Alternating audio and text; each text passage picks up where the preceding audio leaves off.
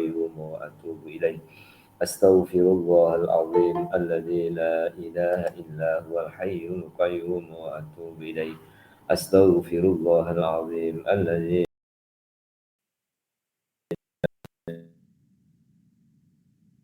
وأتوب إليه. بسم الله الرحمن الرحيم. والله الذي لا إله إلا هو الرحمن الرحيم الملك القدوس السلام المؤمن المهيمن العزيز الجبار المتكبر الخالق البارئ المصور الغفار القهار الوهاب الرزاق الفتاح العليم القابض الباسط الخافض الرافع المعز المذل السميع البصير الحكم العدل اللطيف الخبير الحليم العظيم الغفور الشكور العلي الكبير الحفيظ المقيت الحسيب الجليل الكريم الرقيب المجيب الواسع الحكيم الودود المجيد الباعث الشهيد الحق الوكيل القوي المتين الولي الحميد المحسن المبدئ المعيد المحيي المميت الحي القيوم الواجد الماجد الواحد الأحد الصمد القادر المقتدر المقدم المؤخر الأول الآخر الظاهر الباطن الوارث المتعالي البر التواب المنتقم العفو الرؤوف ملك الملك ذو الجلال والإكرام المقسط الجامع الغني المغني المانع الضار النافع النور الهادي البديع الباكي الوارث الرشيد الصبور الذي لم يلد ولم يولد ولم يكن له كفوا أحد ليس كمثله شيء وهو السميع البصير. الفاتحة. أعوذ بالله من الشيطان الرجيم. بسم الله الرحمن الرحيم.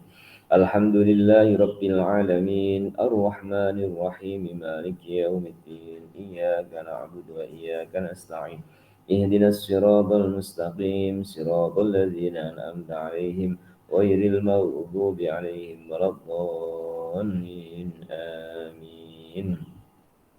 بسم الله الرحمن الرحيم. اللهم أنت السلام ومنك السلام وإليك يعود السلام فحينا ربنا بالسلام وأدخلنا الجنة دار السلام. تبارك ربنا وتعاليت يا ذا الجلال والإكرام برحمتك يا أرحم الراحمين والحمد لله رب العالمين. اللهم ارزقنا حبك وحب من أحبك وحب ما يقربنا إلى حبك يا الله برحمتك يا أرحم الراحمين. وسلام على المرسلين والحمد لله رب العالمين. Dengan rasa syukur kepada Allah,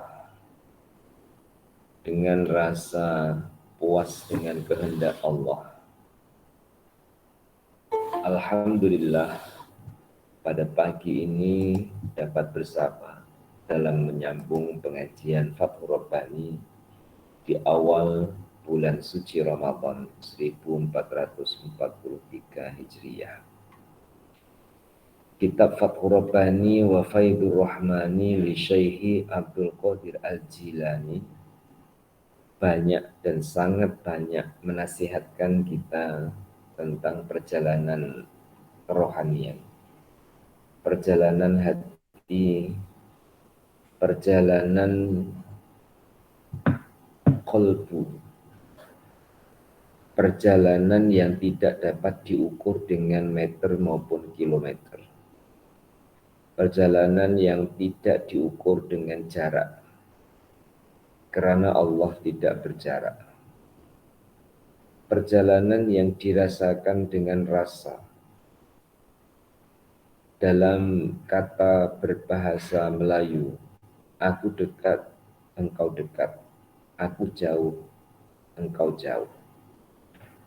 Artinya, bagaimanakah rasa kita merasakan kewujudan Allah, Tuhan yang Maha Wujud. Jika kita rasa dekat, maka sememangnya Allah adalah dekat.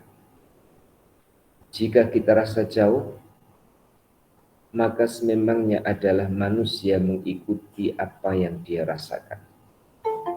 Dan kitab Fathur Rabbani ini sedikit demi sedikit memandu kita, mengingatkan kita, membimbing kita untuk punya rasa.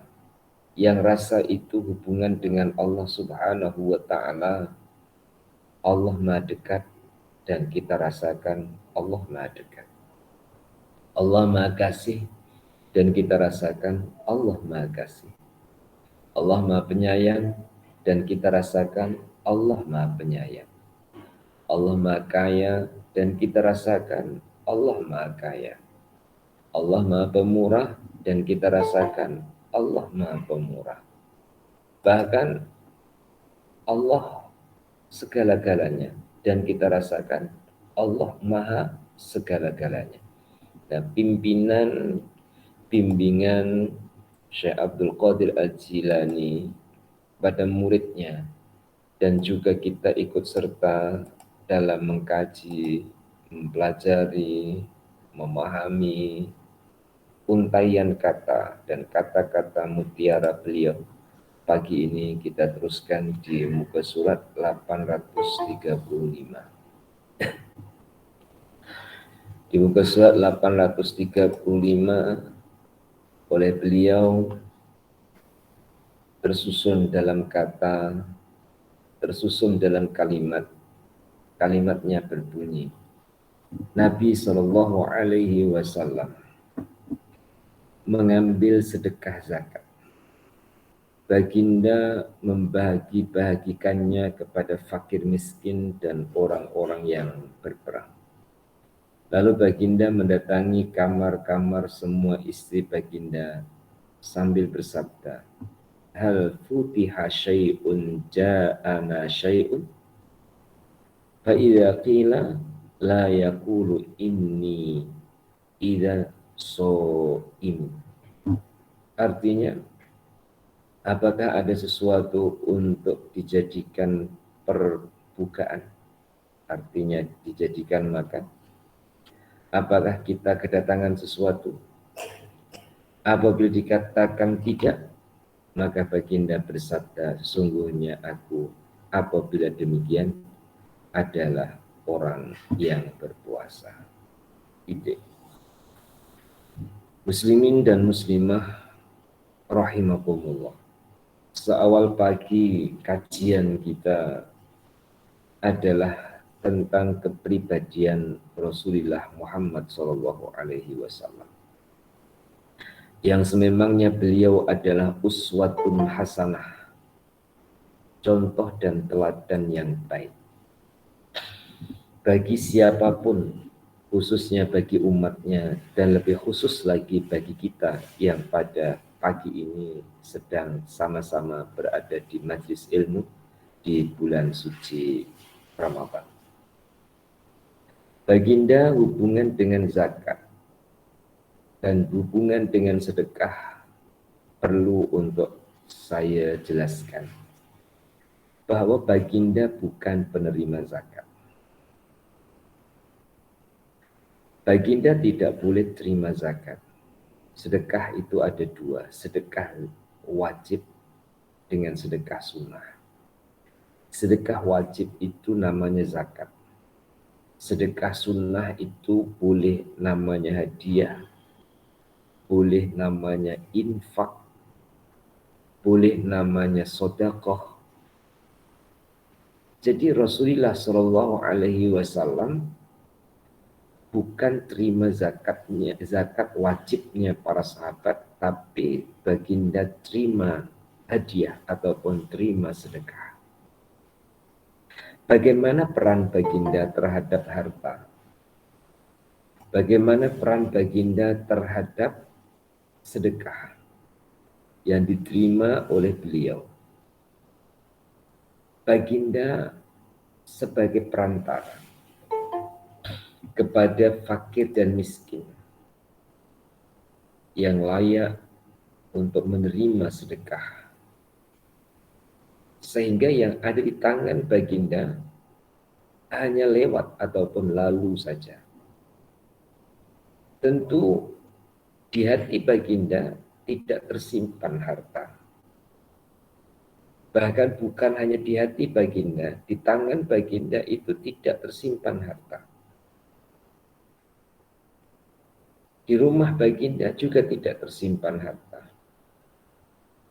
Maka dalam biografi baginda, salah satu baginda menyikapi harta adalah jika sebelum tidur masih ada harta yang belum dibagi-bagikan.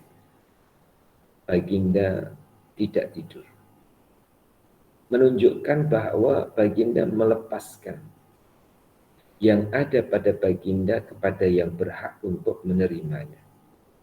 Apalagi di dalam bulan suci Ramadan seperti yang sedang kita berada ini. Pemurah baginda itu seperti angin yang bertiup. Artinya tidak ada hambatan. Pemurahnya baginda, yang pemurah itu jika berada dalam bulan Ramadan lebih pemurah lagi, sehingga diumpamakan seperti angin kencang yang bertiup. Baginda tidak menyimpan harta. Baginda membagi-bagikan harta. Bahkan untuk kepentingan keluarga sekalipun. Baginda dengan istri-istri baginda telah menyiapkan sebuah jawaban. Yang jawaban itu boleh kita tiru jika kita mampu. Dan pada saat bulan Ramadan, insya Allah kita mampu walaupun berawal dengan kewajiban yang harus kita lakukan. Baginda terhadap istri baginda, jika bertanya, hal futiha syai'un ja'ana syai'un, apakah ada sesuatu yang boleh kita jadikan untuk makan? Jika dijawab tidak, maka baginda menjadikan hari itu untuk berpuasa. Muslimin dan muslimah,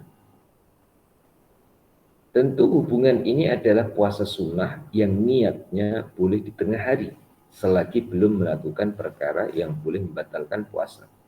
Tapi untuk puasa wajib, niatnya harus di malam hari ataupun ketika memulai berpuasa. Seperti pagi tadi, atau malam tadi, tuan-tuan dan puan-puan telah niat untuk berpuasa. Jika orang itu puasa fardu, maka niatnya ketika memulai puasa ataupun sebelum berpuasa. Tapi untuk puasa sunnah, niat boleh di pagi hari ataupun di tengah hari selagi belum melakukan perkara yang membatalkan puasa. Jadi baginda, jika tidak didapatkan makanan di tengah-tengah keluarga, baginda meneruskan kehidupan baginda, ini idza shaimun, aku berpuasa. Muslimin dan muslimah, puasa ini ada dua. Dalam kitab Sirul Asrar juga disusun oleh Hadratus Syekh Abdul Qadir Al-Jilani. Puasa ini ada dua. Satu, puasa syariat. Puasa syariat ini hubungannya dengan waktu. Yang kedua adalah puasa hakikat, yang hubungannya dengan pemilik waktu. Puasa syariat adalah puasa yang diatur dengan undang-undang. Diikat dengan waktu seperti waktu sahur, waktu berbuka. Diikat dengan peraturan tidak boleh melakukan perkara yang membatalkan puasa. Baginda puasa, satu puasa dari sudut syariatnya tidak melakukan perkara yang membatalkan puasa. Tapi juga puasa secara hakikat, menahan diri dari perkara yang dilarang oleh Allah Ta'ala sepanjang hayat. Sekali lagi, menahan diri dari perkara yang ditegah atau yang dilarang oleh Allah sepanjang hayat. Termasuk juga menahan kepentingan-kepentingan nafsu, kemauan-kemauan nafsu untuk dikawal dan juga untuk dikendalikan. Insya Allah dalam pelatihan selama sebulan di bulan suci Ramadan, siangnya kita berpuasa, malamnya kita beramal dan beribadah. dan siang malamnya hakikatnya sama. Kita mengabdikan diri kita kepada Allah Subhanahu wa Ta'ala, menghambakan diri kita kepadanya, mendekatkan diri kita kepadanya, memperbanyakkan amal yang boleh mendekatkan diri kita kepadanya, memperbanyakkan amal yang boleh mengingatkan diri kita kepadanya, memperbanyakkan amal yang boleh ya bertambah hampir dan dekat hati kita kepadanya di dalam bulan suci Ramadan ini. Tahap-tahap orang yang berpuasa sebagaimana yang disampaikan oleh Imam Al-Ghazali, mulai dari tahap orang awam yang hanya berpikir tentang batalnya puasa, sehingga yang dijaga hanya perkara yang batalkan puasa, ataupun meningkat ya. Yang dijaga bukan perkara yang batalkan puasa saja, tapi yang dijaga adalah perkara yang boleh merusakkan pahalanya orang yang berpuasa. Maka semakin berhati-hati orang yang menjaga diri dari perkara yang membatalkan pahala puasa, itu lebih memilih tidur daripada melakukan perkara yang sia-sia. Oleh itu baginda pun menyebut naumus shaimu ibadah. Tidurnya orang puasa itu ibadah, karena ketika ia tidur, ia niat di hatinya meninggalkan perkara yang boleh merusakkan pahalanya puasa.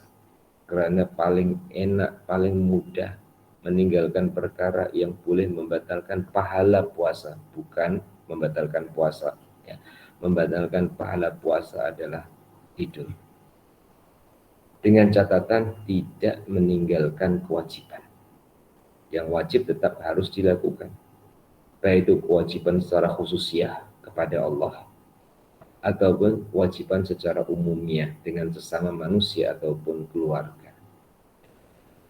Muslimin dan muslimah yang dikasihi dan semoga dirahmati oleh Allah, sampailah kepada tingkatan orang-orang khusus yang paling khusus di antara orang khusus yang disebut khawasul khawas. Ya bukan hanya menjaga perkara yang membatalkan dan menjaga perkara yang merusakkan pahala, tapi menjaga hubungan baiknya dengan Allah Subhanahu wa Ta'ala. Dan menjaga hubungan baik dengan Allah Ta'ala ini tidak lepas dari tiga. Satu, syukur. Orang puasa harus bersyukur. Tidak lepas orang yang ingin mesra dengan Allah, melainkan ia harus jaga syukurnya kepada Allah Ta'ala. Syukur dalam arti tiga sisi. Satu, syukur di hatinya. Dua, syukur di lisannya. Tiga, syukur dengan anggota badannya. Tahap-tahap dari hati kepada ucapan-ucapan, kepada perbuatan. Ya. Ini saling melengkapi. Syukur di hati merasakan, syukur di lisan mengatakan, syukur kepada perbuatan adalah mengerjakan. Maka tidak lepas orang yang menjaga hubungan baik dengan Allah Ta'ala, melainkan ia harus melatih dirinya menjadi golongan hamba yang berterima kasih dan bersyukur. Juga tidak lepas yang kedua adalah sabar.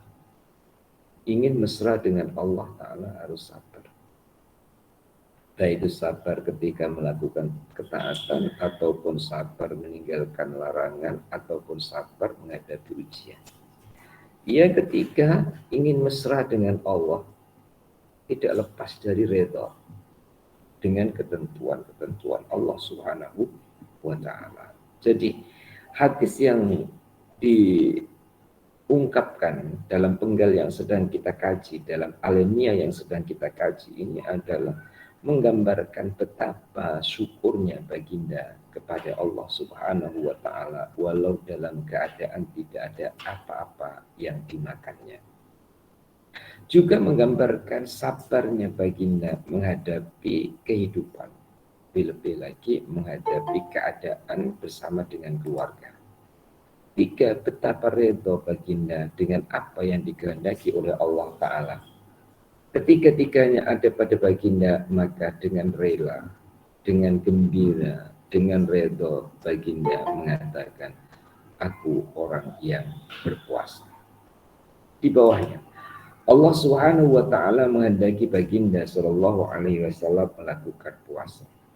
Demikianlah para wali Allah. Ada kalanya dia menghendaki agar seorang wali itu naik ke lantai atas rumahnya supaya tidur karena sangat panas. Di tangga dia melihat pintu yang berisyarat bahwa dia menghendaki agar dia tidur di dalam rumahnya. Dia melihat pintu rumahnya terbuka, dia tahu bahwa Allah menghendaki agar dia keluar menuju tanah lapang dan tanah sepi. Kenabian ini masih tetap pengaruhnya. Ia terbagi-bagi pada hati para wali. Titik. Karena perlu penjelasan yang agak detail, artinya agak panjang, maka saya berhentikan dulu di penggal ataupun di alinea ini. Ya. Muslimin dan muslimah melepaskan diri dari makhluk itu tidak mudah. Apalagi ketika kita ada keperluan dengan makhluk. Sekali lagi, melepaskan hubungan dengan makhluk itu tidak mudah, apalagi kita ada kepentingan dengan makhluk. Tetapi tidak mustahil orang itu bisa ataupun boleh melepaskan diri dari makhluk. Bedanya terletak di mana? Bedanya terletak pada cara pandang. Nah, cara pandang ini bukan pandangan mata kepala, tapi adalah pandangan mata hati yang tajam memandang tujuan hidupnya. Sekali lagi, mata hati yang tajam memandang tujuan hidupnya. Jika tujuan hidupnya dan semoga tujuan hidup kita adalah lillah. Sebagaimana kita puasa nawaitu somaratin an adai fardhi sahri Ramadan an hadis sanati fardhan lillahi ta'ala. Salat juga akhir dari niat lillahi ta'ala. Amal perbuatan akhir dari niatnya adalah lillahi ta'ala. Tajamnya hati memandang tujuan hidup adalah karena Allah. Maka sedikit demi sedikit rintangan halangan yang melintangi ataupun menghalangi boleh ditembusi ataupun boleh dilalui. Bahkan dalam bahasa yang agak kasar boleh dihancurkan dinding pemisah yang memisahkan antaranya dengan Allah Subhanahu wa ta'ala. Orang-orang awam tentu perlu riyadhah. Ya, riyadhah itu bukan sukan ataupun olahraga. Riyadhah itu melatih diri. Ya. Perlu riyadhah ataupun pelatihan. Dan bulan Ramadan ini salah satu bulan pelatihan. Bulan pelatihan melatih kepada diri kita ya, agar ikut kehendak Allah Subhanahu wa ta'ala. Kalau ikutkan pagi seperti ini, ya, muslimin dan muslimah hausnya ingin minum. Nafsu kita jika haus ingin minum, tapi kita tahan. Kita tahan.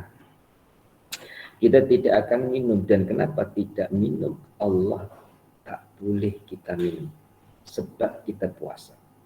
Berarti orang yang berpuasa ikut kehendak Allah. Nah, kehendak Allah Ta'ala ini disikapi, dihadapi dengan dua. Satu, kehendak Allah dalam syariatnya, dalam undang-undangnya. Maka kadang jika kita tanya diri sendiri, kenapa kamu tak makan? Saya puasa. Karena orang puasa jika makan membatalkan puasanya. Nah, ini masih berada di jawaban secara syariatnya.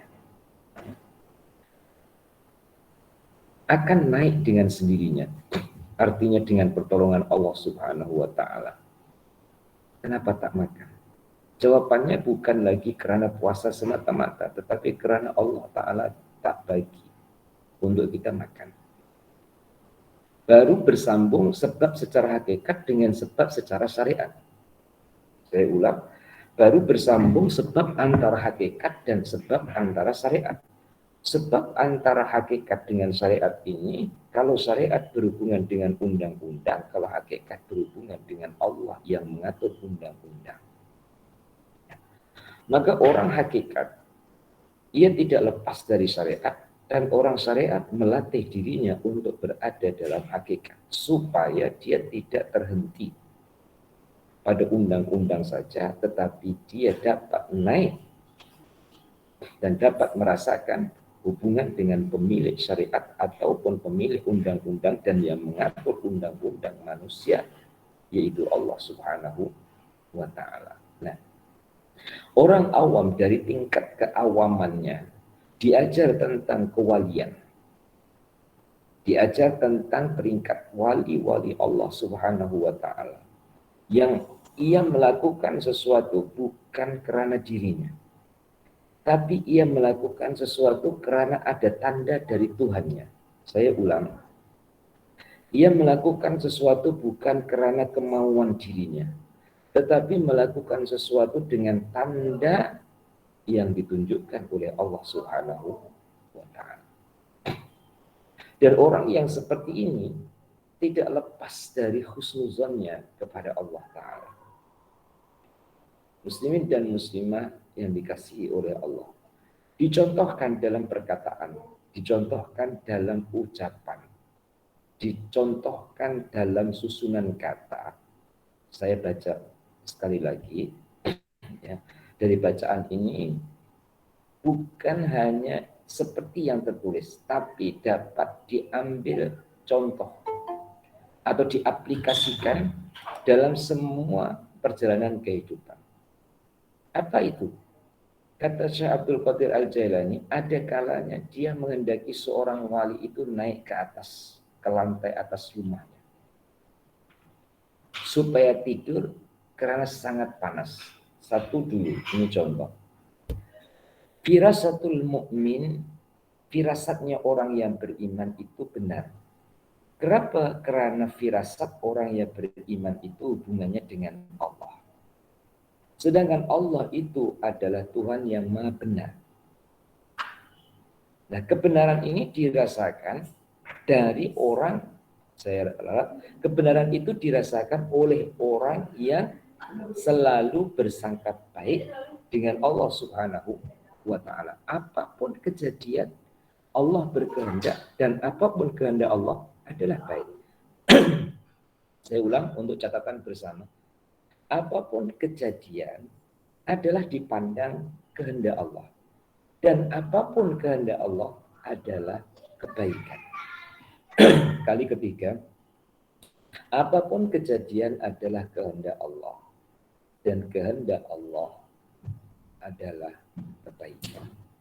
Nah, jika itulah yang telah dirasakan, maka tanda itu akan menjadi petunjuk. Tanda itu akan menjadi petunjuk seperti orang yang akan bepergian. Kemudian ada simbol, ada tanda, ada penunjuk arah. Maka dia mengikuti penunjuk arah itu untuk sampai kepada tujuan. Tanda dari Allah adalah seperti penunjuk arah. Maka dia akan berusaha mengikuti petunjuk arah itu untuk sampai kepada tujuannya. Dan inilah yang dirasakan oleh wali-wali Allah Subhanahu wa Ta'ala. Sampai melihat pintu, melihat sekelilingnya. Melihat sekelilingnya, ternyata para wali itu bukan melihat yang dilihat oleh mata. Tapi melihat sekelilingnya, yang dilihat adalah yang dikehendaki oleh Allah Subhanahu wa Ta'ala. Coba sama-sama diraba, apakah kita sudah demikian?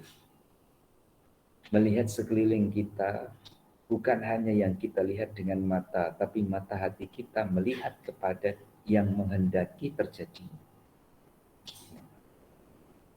Sehingga di sekitar kita ini tanda-tanda kekuasaan Allah Subhanahu wa Ta'ala, Tuhan yang Maha Hebat menciptakan sesuatu yang hebat. Tuhan yang Maha Berkuasa menciptakan segala sesuatu dengan kekuasaannya. Bagaimana pokok atau tumbuhan itu tumbuh. Dari tumbuhan yang tumbuh itu bagaimana pokok itu keluar bunga dengan beraneka warnanya. Bagaimana pokok atau tumbuhan itu boleh keluar buah dengan berbagai bentuk dan juga warna dan rasanya. Umat baginda Rasulullah Muhammad Shallallahu Alaihi Wasallam selalu diingatkan dengan persekitaran. Maka dalam ayat Al-Quran Allah Ta'ala sering menyampaikan tentang wa min ayati, dari sebagian ayat-ayat Allah. Kemudian di akhir ayat Allah sering mengulang inna fi dzalika la ayatil liqaumi yatafakkarun, la ayatil liqaumi yu'minun. Menunjukkan bahwa di sekitar kita ini ada tanda kekuasaan Allah Subhanahu wa Ta'ala yang menunjukkan Allah Tuhan yang Maha Berkuasa. Dan di sekitar kita ini ada tanda petunjuk Allah Ta'ala kepada orang yang diberikan petunjuk oleh Allah Ta'ala menuju kepadanya. Siapa mereka itu? Mereka itulah yang dibahasakan dalam bahasa kitab ini wali-wali Allah. Dan wali-wali Allah Ta'ala itu adalah pancaran kenabian. Wali tidak akan menjadi nabi selepas Rasulullah Muhammad SAW. Tapi wali itu mendapatkan pancaran dari sinar kenabian karena para wali hidupnya dan tujuan hidupnya, pengabdian hidupnya adalah kepada Allah Subhanahu wa Ta'ala. Tunggal berikutnya, keluarlah kamu dari sisiku, wahai orang-orang yang memakan makanan haram dan riba. Engkau bukanlah seorang yang bijaksana. Aku adalah pendidik ketauhidan dan keikhlasan. Apa yang aku perbuat dengan kebanyakan kamu? Tiada manfaat pada diri kamu. Amal-amal yang kamu menyerukan kebaikan pada diri kamu, diam adalah kebaikan. Barangkali dia menghilangkan kehitaman dari wajah. Titik terlebih dahulu. Jamaah pengajian Fathul Bani rahimakumullah.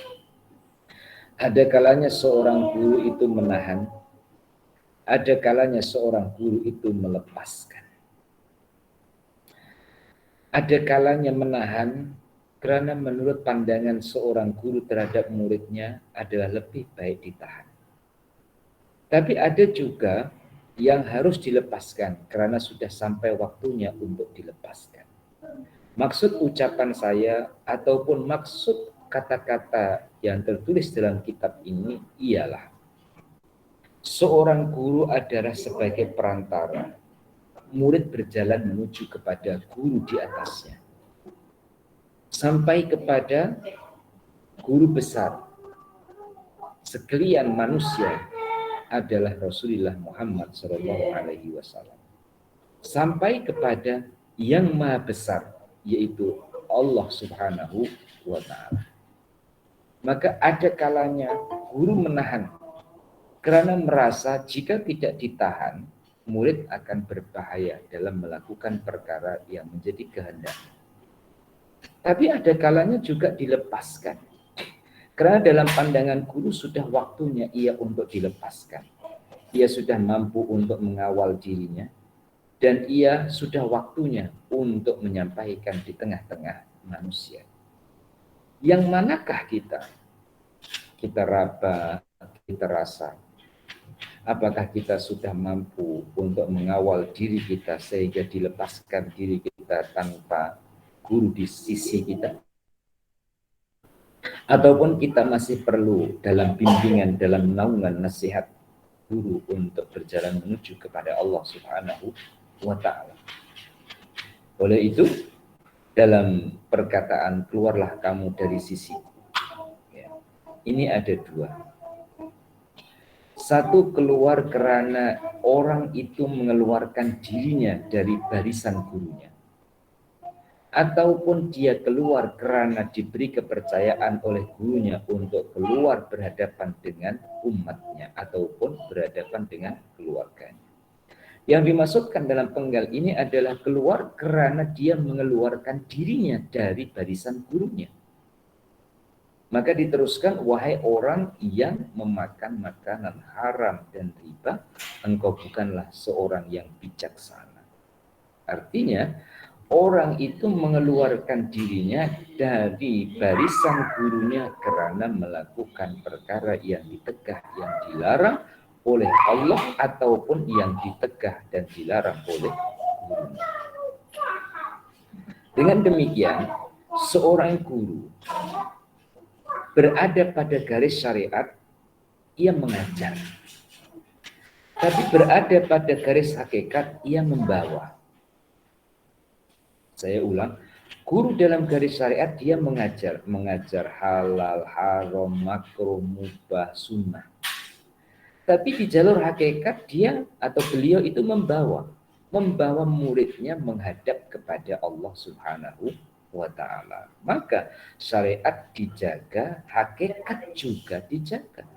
Syariat mengatur secara lahiriahnya juga dijaga hukum ahkamnya.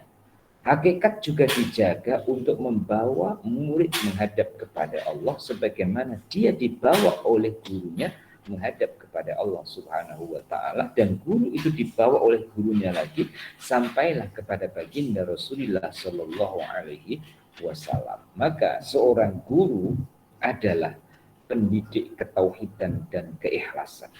Kata Syekh Abdul Qadir Al-Jilani, aku ini kembali kepada sang guru, adalah pendidik, orang yang mendidik, orang yang mengasuh, orang yang mengajar tentang Allah itu esa, kunci itu dan inti. Kunci dan inti pati dalam hidup kita adalah mengenal Allah yang esa, supaya tidak terjadi menduakan Allah ataupun menyekutukan Allah, tapi melihat, merasa apa saja adalah kembali kepada yang esa. Itulah ciptaannya, itulah tanda kekuasaannya. Dan itulah guru mengajar tentang keesaan, juga mengajar tentang keikhlasan. Bagaimanapun juga saat keakuan manusia semakin besar ataupun keakuan itu masih tersimpan di dadanya, maka sulit untuk ikhlas karena Allah Subhanahu wa ta'ala. Coba dan usaha untuk melepaskan keakuan. Ada masa-masa tertentu kita harus menjawab, aku, milikku, punyaku. Tapi juga harus diseimbangkan bahwa milikku adalah miliknya. Sebagai seorang istri dengan suami bisa, dan insya Allah dengan Allah pun bisa. Contoh, ya, rumah ini rumah siapa? Ya rumahku, ya rumah istriku. Dia boleh menjawab dengan dua jawaban. Itu bukan karena ketika istri ada di depannya. Kalau istri ada di depannya, dia menjawab ini ya rumahku, ya rumah istriku. Mungkin karena takut dengan istri. Tapi ketiadaan istri pun dia mengatakan bahwa ini adalah rumah kita berdua.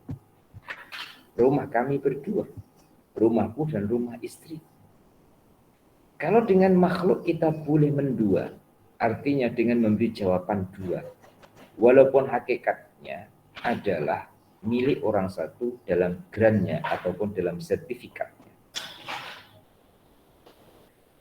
Bagaimana kita dengan Allah? Untuk memulai.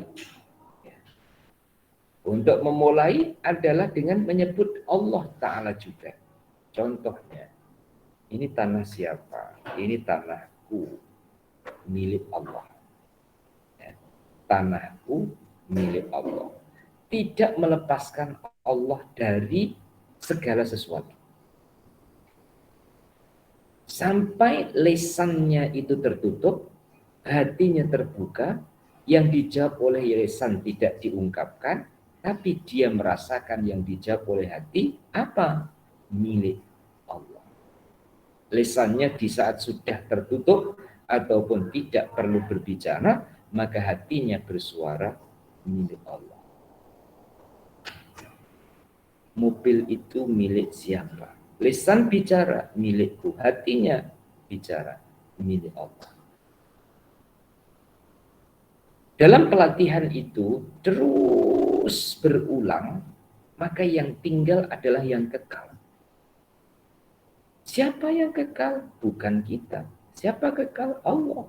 Berarti milik siapa? Milik yang kekal. Yang kekal itu siapa? Allah. Berarti milik Allah. Ini mengaji tahapan. Dan jangan memaksakan diri kita di luar kemampuan ataupun sebelum sampai kepada tahapan. Muamalah kita sesama manusia, maka ada aku, ada kamu. Tapi hakikat kita sebagai hamba tidak ada aku, tidak ada kamu, yang ada adalah hamba di sisi Allah, Tuhan yang sama, yang tidak ada Tuhan, melainkan hanya Dia. Keikhlasan inilah oleh beliau, oleh Syekh Abdul Qadir Al-Jilani, diungkapkan sebagai peranan guru terhadap muridnya. Maka kita-kita yang belum mampu melepas keakuan, banyakkan, ya termasuk saya sendiri, banyakkan untuk sebut nama Allah. Artinya, banyakkan berzikir. Karena orang berzikir itu peringkat awalnya itu untuk kepentingan pribadi. Siapapun. Ya. Ada ditumpangi kepentingan pribadi dalam berzikir. Dan itu tidak mengapa dibandingkan langsung tidak berzikir. Karena kepentingan pribadi yang menumpang kepada orang yang berzikir itu akan lepas, akan berguguran saat Allah memberikan rasa nikmatnya zikir dibandingkan dengan nikmat kepentingan pribadi yang menumpang kepada zikir. Karena saat sudah merasakan zikir itu adalah di atas segala-galanya. Maksudnya di atas segala-galanya itu di atas pemberian Allah yang lainnya. Dapat berzikir dengan dapat rezeki 1 juta. Orang awam tetap masih merasakan 1 juta lebih besar daripada zikir. Tapi orang khusus sudah tidak merasakan begitu. Zikir lebih besar daripada 1 juta. Awalnya kita bercakap dulu tidak mengapa, karena untuk menasihatkan hati kita. Seperti Syekh As-Sirri As-Saqati dalam kisah beliau merasakan bahwa sholatnya beliau 2 rakaat itu beliau rasakan lebih baik daripada mendapatkan dunia seisinya. Ini bukan kata-kata sombong, tapi ini kata-kata mengajar dirinya bahwa yang sebenarnya begitu dan harus berkata begitu. Contoh, sholat 2 rakaat sebelum subuh. Ya, ini yang ada hadisnya. Kalau yang diungkapkan oleh Asyibli itu adalah dari yang dirasakan oleh dirinya. Sholat 2 rakaat sebelum subuh mendapatkan pahala lebih baik dari dunia seisinya. Psikologis kita ada 2. 1, dilakukan karena ingin mendapatkan pahala yang lebih baik dari dunia seisinya. Psikologis yang kedua adalah ia merasakan bahwa sholat itu lebih baik daripada dunia dan seisinya. Manakah kita terima dengan psikologi kita? Dengan cara kita berpikir. Kalau kita cara berpikir pertama adalah cara berpikir orang dagang. Ya. Karena dikompar atau dikompensasi antara yang dilakukan dengan pahala yang diterima, dengan keuntungan yang diterima. Tapi kalau berpikir, pemikirannya adalah pikiran yang kedua. Sholat lebih baik daripada dunia seisinya. Maka dia adalah sudah berada pada kedudukan seorang hamba di sisi Allah Subhanahu wa ta'ala, yang ia pandang adalah hubungan dengan Allah yang nikmat itu tidak ada tandingannya. Nah, sekarang kita sendiri-sendiri. Artinya sendiri-sendiri kita rasakan sendiri-sendiri. Apakah zikir itu sudah mampu kita rasakan satu kenikmatan yang berhubungan dengan Allah? Kalau kita boleh merasakan nikmat bersama orang yang kita cintai, berarti nikmatnya kita bersama orang itu karena kita cinta dia. Ya, itu satu. Ataupun ketika kita merasa nikmat bersama dengan orang yang kita hormati, berarti nikmatnya kita adalah karena kehormatan orang itu. Sedangkan pada Allah Subhanahu wa taala adalah segala-galanya. Kita merasa dan mencintainya, maka kita akan nikmat bersamanya karena cinta kepadanya. Allah Tuhan yang Maha Pemurah. Kita merasa nikmat dengannya karena kemurahannya, maka kita akan merasakan kemurahan Allah Tuhan yang Maha Pemurah kepada hambanya. Sehingga muslimin dan muslimah, ikhlasnya kita itu akan muncul sebuah kemesraan dengan Allah Ta'ala. Ya. Ikhlasnya kita ini akan muncul sebagai satu kebahagiaan jika amal yang kita lakukan titik akhirnya adalah kepadanya. Karena awal dari amal tanpa pertolongan tidak akan wujud amal yang mampu kita lakukan. Saya ulang, awal dari amal perbuatan, awal dari amal ibadah tidak akan mungkin wujud melainkan dengan adanya pertolongan. Coba puan-puan rasakan, puan-puan boleh duduk. Nah, jamaah sekarang ini boleh duduk untuk mengaji. Boleh buka mata untuk membaca. Boleh buka telinga untuk mendengar. Boleh guna tangan untuk memegang. Sehingga wujud amal perbuatan yang disebut mengaji, yang disebut majelis ilmu. Awal sebelum majelis ilmu diadakan, awal sebelum mengaji dilakukan, adalah pertolongan Allah yang mendahului. Berarti tanpa pertolongannya, tak mungkin kita dapat beramal kebaikan. Jadi awal dari amal kebaikan adalah pertolongan Allah untuk kita dapat beramal kebaikan. Nah, jika itulah yang kita rasakan, bagaimana orang itu tidak ikhlas karena Allah, karena awal ia melakukan sesuatu adalah pertolongannya. Di tengah ia melakukan sesuatu adalah pertolongannya. Akhir dari melakukan sesuatu juga pertolongannya. Berarti kita tanpa pertolongannya kita tidak mampu apa-apa. Ketika kita mampu melakukan apa-apa, sangat-sangat nista atau sangat-sangat rendah iman kita jika kita tidak ikhlas karenanya, karena yang kita mampu melakukan adalah pertolongannya. Kemudian di akhir penggal ini disebutkan diam adalah kebaikan. Iya, ya. Muslimin dan muslimah, ya. Diam itu diperlukan. Satu-satu masa ataupun banyak masa itu diperlukan diam. Diam itu mengandungi beberapa makna. Diam boleh diartikan berhenti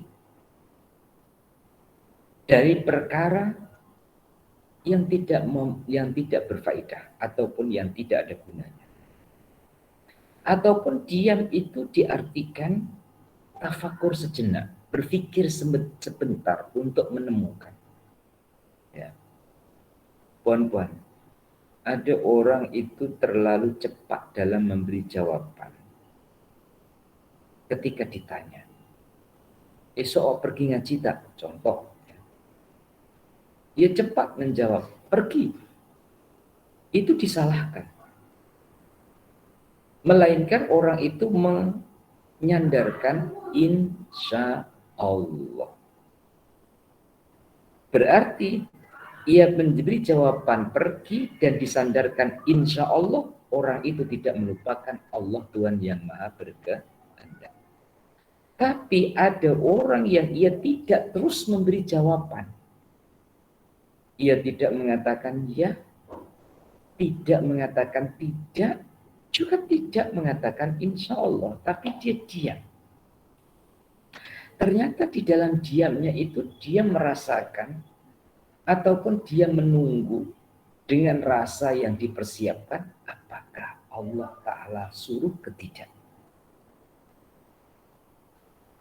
Allah Ta'ala suruh, buat. Allah Ta'ala tak suruh, tak buat. Nah, ini tidak boleh direka-reka. Oh, esok ngaji tak? Kemudian disuarakan suara hatinya itu dengan lisannya. Kalau Allah suruh saya buat, kalau Allah tak suruh saya tak buat. Itu pun salah juga. Karena apa? Mengaji itu ya secara umum Allah Ta'ala menyuruhnya. Maka kita tidak perlu untuk mengungkapkan dengan kata seperti itu. Walaupun apa yang akan terjadi esok itu adalah kehendaknya Allah. Tapi untuk urusan ngaji, untuk urusan majelis ilmu, untuk urusan zikir, itu perintah Allah. Jadi tidak disandarkan Allah suruh, aku buat, Allah tak suruh, aku pun tak buat. Tidak. Maka disitulah ya, orang yang berilmu dengan orang yang tidak ataupun kurang dalam ilmunya. Ia akan memahami secara syariat suruhan-suruhan Allah, perintah-perintah Allah. Yang akan datang, ya, insya Allah setelah kita mengkaji tentang nama-nama Nabi yang ada di dalam ayat-ayat Al-Quran, ya, kita akan mengkaji tentang ayat perintah yang kita harus ketahui, yaitu ayat wa'lamu.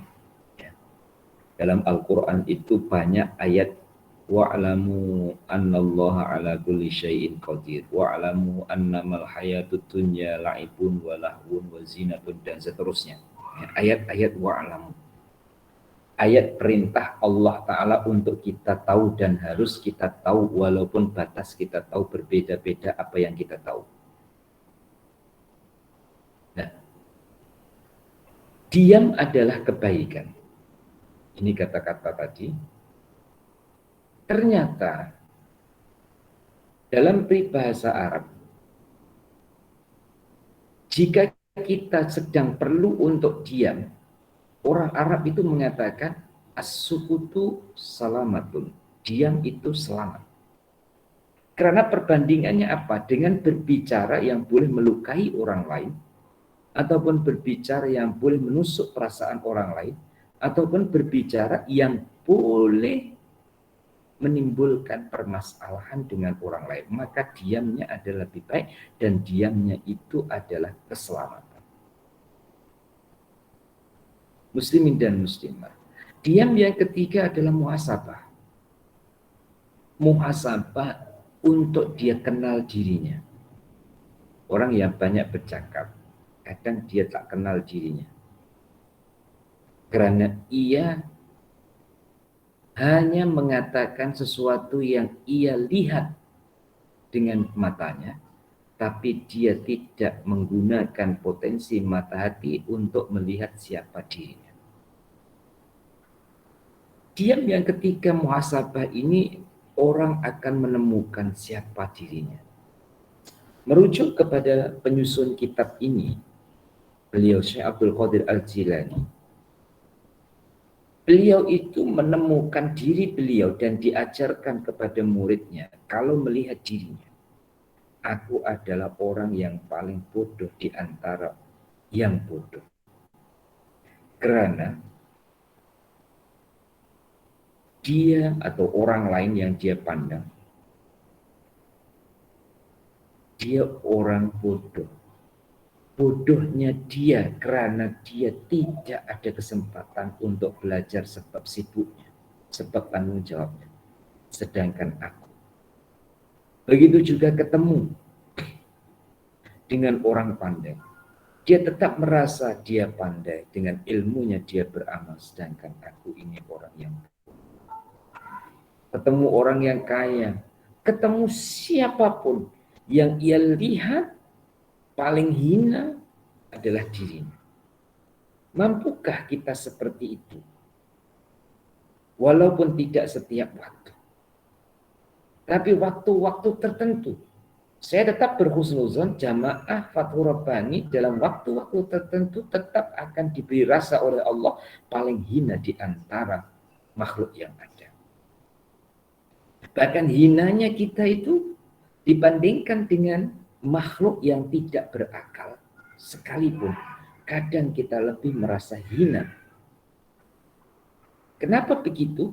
Makhluk yang tidak berakal itu ia boleh memberi manfaat kepada manusia dan bukan menimbulkan masalah dengan manusia. Dan nanti di akhiratnya makhluk itu, makhluk yang tidak berakal itu, ya, akan dikembalikan oleh Allah Ta'ala dari asal penciptaannya. Ya laitani kuntu turaba. Dikembalikan ke tanah asal penciptaannya dari tanah balik ke tanah. Sedangkan manusia akan berada di hadapan Allah mempertanggungjawabkan amalnya. Jadi ada masa-masa di mana Allah Subhanahu wa Ta'ala itu mengingatkan kita tentang kehinaan diri kita.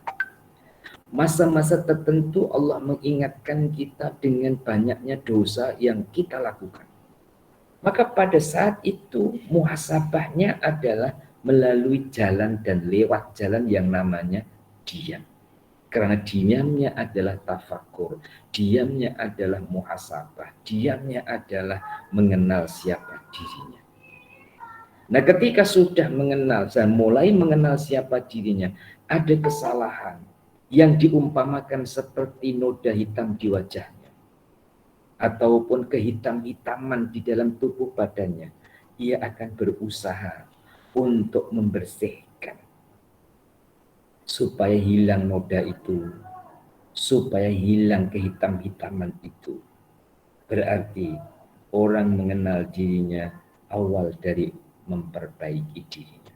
Sekali lagi, orang yang mengenal siapa dirinya, maka awal perjalanan ia untuk memperbaiki kekurangan-kekurangannya. Karena tanpa mengenal dirinya, maka ia tidak akan mengenali kekurangannya, dan tidak mengenali kekurangannya berarti tidak usaha untuk memperbaiki kekurangan-kekurangan dirinya.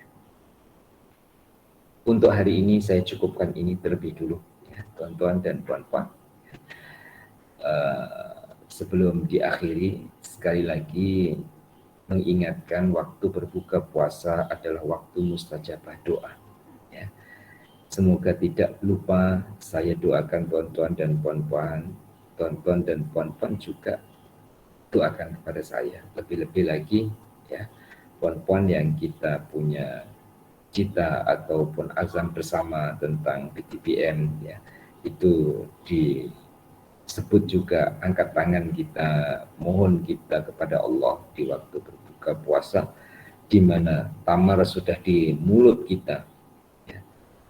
Tamar sudah hampir masuk di mulut kita, tetapi hati tetap bersama Allah, maka nilai di sisi Allah Subhanahu wa Ta'ala saat nafsu ingin untuk makan kita bawa kepada Allah, maka waktu berbuka adalah waktu mustajabah doa. Dan mari kita manfaatkan setiap kali berbuka puasa, khususnya puasa Ramadan seperti ini, ya, juadah sudah tersedia di atas meja, tetap kita kawal hubungan dengan Allah Subhanahu wa Ta'ala. Walaupun hubungan mesra kita dengan Allah adalah diawali karena ada permintaan, ya, tentu Allah Ta'ala senyum dengan hamba, kamu ini dekat denganku saat kamu minta, ya. Oleh itu, tuan-tuan, pada saat berbuka puasa ini, ya, bagi yang hari ini puasa hari yang pertama, berarti berbuka puasa hari yang pertama, kita jaga, ya, perkara yang membatalkan puasa, perkara yang membatalkan pahala puasa. Juga kita jaga hubungan mesra dengan Allah Subhanahu wa Ta'ala hinggalah selamat puasa kita secara syariatnya sampai kepada waktu berbuka, yakni waktu maghribnya, yang untuk berbuka dengan nikmat dan rezeki yang Allah Subhanahu wa Ta'ala beri. Dan juga yang memberi tajaan berbuka puasa tentu pahala akan berganda, ia dapat pahala dari puasanya dan juga pahala dari orang yang ditajak berbukanya. Bagaimanapun juga Allah Tuhan yang maha kasih, maha penyayang kepada hamba, juga yang maha pemurah, juga yang maha memperkenankan akan doa, maha segala-galanya. Di dalam Ramadan ini kenalilah Allah, ya. Lebih mengenali Allah dari asmaul husnanya dan juga dari kenyataan ataupun dari bukti-bukti yang telah kita terima dan kita rasa. Cukup ini kita akhiri dengan baca doa mengakhiri majlis. Bismillahirrahmanirrahim. Allahumma sholli wa sallim ala sayyidina Muhammad wa ala ali sayyidina Muhammad. Alhamdulillahi rabbil alamin. Allahumma rizqna ilman nafi'an wa amalan sholihan maqbulan wa rizqan halalan thayyiban wasi'an mubarakan. Allahumma hdina binurika ilaika wa aqimna bisidqi ubudiyyati baina yadayka wa 'allimna min ilmikal mahzun wa sunna bisirri ismikal masun. Allahumma ja'alna minal ladzina yastami'una qawla fayattabi'una ahsanah bi rahmatika ya arhamar rahimin. Wa sallallahu ala sayyidina Muhammad wa ala alihi wa sahbihi wa sallam. Alhamdulillahi rabbil alamin. Taqabbalallahu minkum minna wa minkum taqabbal ya karim. Sekali lagi terima kasih kepada seluruh jamaah yang telah membuat bacaan untuk santri berbuka, dan semoga diterima di sisi Allah Subhanahu wa taala, dan Allah taala murahkan rezeki kita, kuatkan iman kita, ikhlaskan hati kita, sampailah kita kembali kepadanya, diterima amal kebaikan kita, dimaafkan dosanya, dan menikmati penghujung dan akhirnya. Terima kasih. Hadanallahu wa iyyakum ajmain. Assalamualaikum warahmatullahi wabarakatuh.